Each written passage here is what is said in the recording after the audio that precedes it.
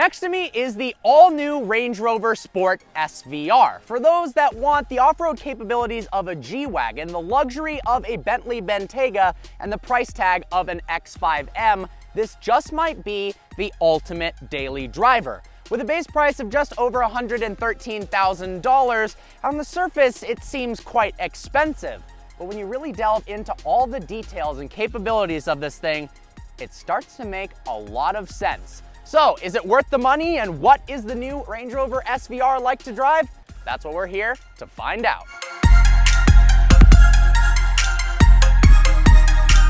From the outside, the performance-based Range Rover looks menacing. While the Range Rover Sport starts at $66,000 with its 3-liter 6-cylinder, those with a lead right foot might want to opt for the supercharged or the top-of-the-line SVR model. Now, this car is actually finished in Velocity Ultra Metallic, a $4,000 paint option that's new for 2018 and looks stunning. Note the massive front intakes and grills for more airflow for what's underneath. Just look at the hood, for instance. The $5,200 carbon exterior package gives you a gloss carbon fiber hood. Now, this is a carbon hood from the factory and not on a supercar or hypercar, on an SUV. That's pretty cool. You've also got carbon fiber trim pieces throughout, and hopefully that gives you a small hint at what's underneath the hood of this thing. 5-liter supercharged V8 making 575 horsepower and 516 pound-feet of torque.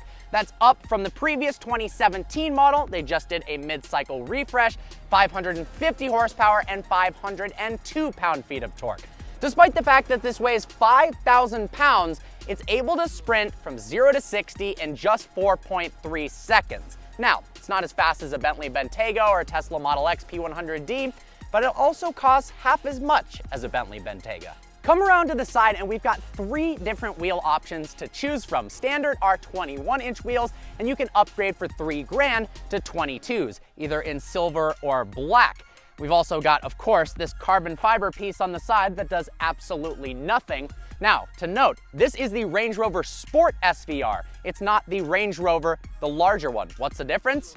Well, this one is sporty. In all seriousness, it's 5 inches shorter than the Range Rover and a good 500 pounds lighter, which is a much better recipe for a sports SUV. I'm actually doing a seriously limited run of these Vehicle Versions t-shirts. They're the original ones with the cool 6-speed manual logo on the back. They're only going to be for sale for a week, and then they're done forever. So I've got a link in the description below. Make sure to cop one, support Vehicle Versions.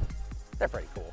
Around back, we've got a quad exhaust system that integrates perfectly into the rear bumper and diffuser. It's actually valved so you can be professional when the time is right, which is never, because this thing sounds so damn good. Just listen to this.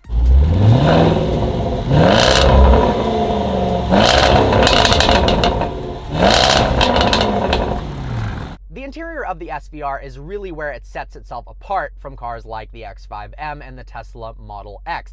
This is leagues above in terms of quality and design. There's leather everywhere, carbon fiber, aluminum trim. This contrasted stitching looks beautiful. These SVR seats save 66 pounds over the non-SVR, yet they still have heated and cooled functionality. We've got the SVR logo embossed in the headrest. I love this perforated diamond pattern.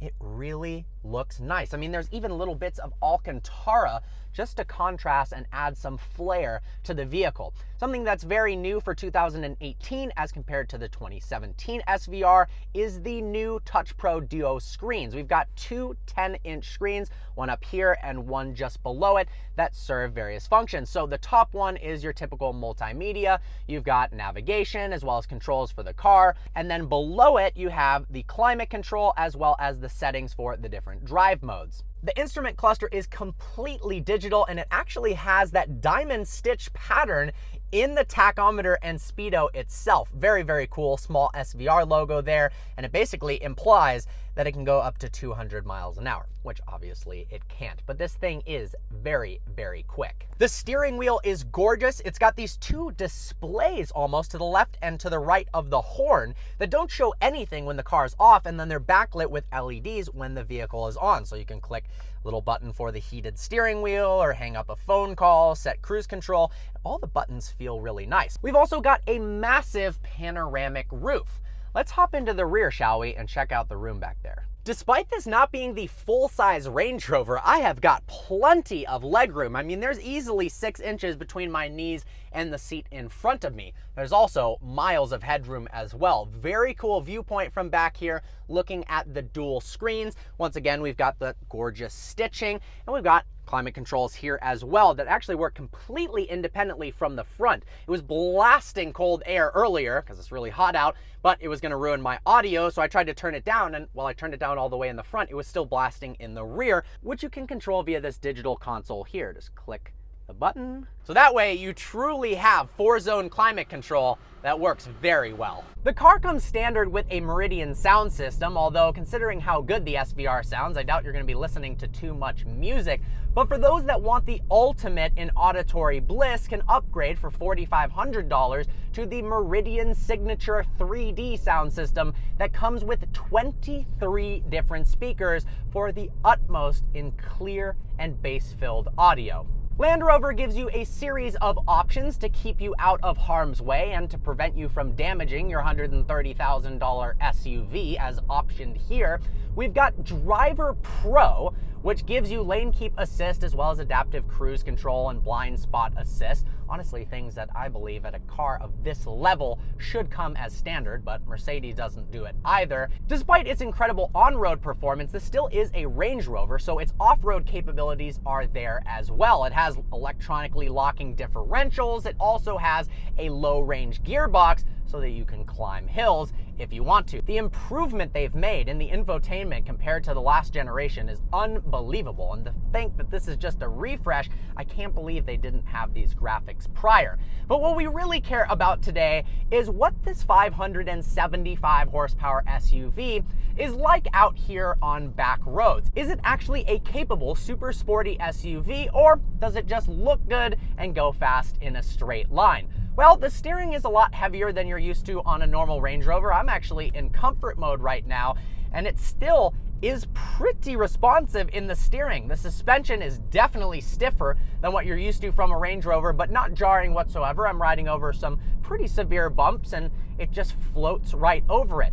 Well, let's put it into some more aggressive modes and see what this thing is really like. We are in dynamic program right now, so we should get more out of the vehicle. I can hear that exhaust. Is that serious? Oh, this sounds sick! It actually sounds kind of like a Hellcat, but it's got burbles and crackles like a Jag F-Type SVR. Oh! The paddles on upshifts respond very quick, but the downshifts are definitely a little bit lackluster, especially compared to something like the X5M, more in line with the Bentley Bentayga. Oh, this 8-speed automatic still is good. That sound, oh my gosh. This thing actually feels right at home here in the canyons, despite weighing 5,000 pounds, although by today's standards, $5,000 isn't that heavy for a car. I mean, the E63 that's following behind me weighs 4,600 pounds. And this is a big Range Rover SUV. Visibility is fantastic out the front window, actually everywhere, especially due to the sunroof. It feels like a very airy, open cabin, not claustrophobic in the slightest.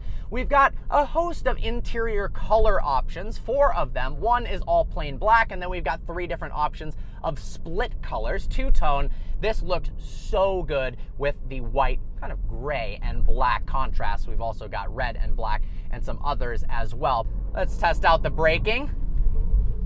Wow, that's actually really impressive. Range Rover worked on controlling the pitch of this vehicle under hard braking and acceleration. They didn't want it to dive forward under braking or tilt back like you're taking off in a rocket ship under acceleration to, well, kind of inhibit performance driving. They've done a pretty good job. I mean, this still gets up and goes and squats down like, well, I actually don't have a comparison for you there. I don't know where I was going with that.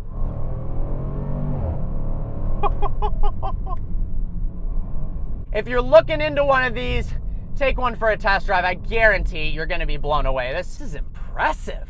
Well, I think it's time to switch over to the point of view camera and show you what it's like to drive from a first-person point of view.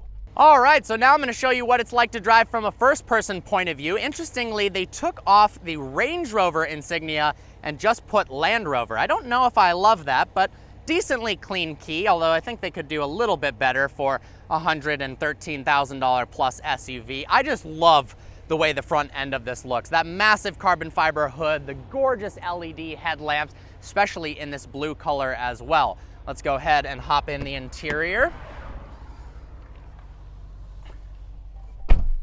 Put the key in my pocket. More on what I was talking about. Here are the two infotainment screens. We've got media for your phone, navigation, and then down here we've got different driving modes. Eco mode, watch how the graphic changes. That's pretty cool. Snow and ice mode. Ooh, gravel. That sounds bad for the expensive paint job this has. And then we've got these individual dials with a recessed screen to show you what the temperature is. I quite like that, actually. Let's go ahead and put it into drive and then over to sport. Go into manual. And we're gonna put it into dynamic mode and not snow mode because that doesn't make any sense for this scenario. That beautiful tachometer and speedo. Let's go ahead, once it's clear, we'll give it some gas. Here's that gorgeous steering wheel with the LED controls. Here's that gorgeous steering wheel with the LED control panels on the left and right. Let's send it.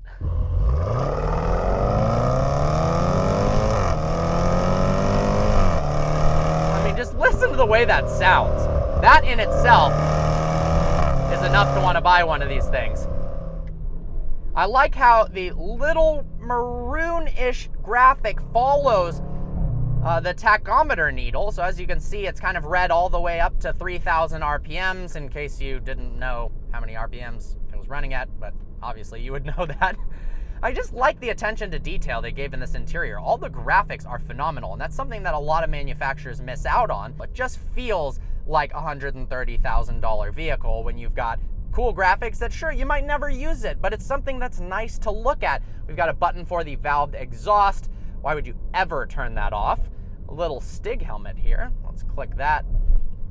My dynamic setup, so you can control exactly how it's set up. Interestingly, this looks a lot like the performance programs for the SRT vehicles, and it feels somewhat like driving the Jeep Trailhawk, but much, much nicer in the interior, and I prefer the way this looks on the outside as well. Overall, I have loved reviewing the Range Rover Sport SVR. This really is a fantastic SUV if you're looking for something luxurious and very, very fun to drive.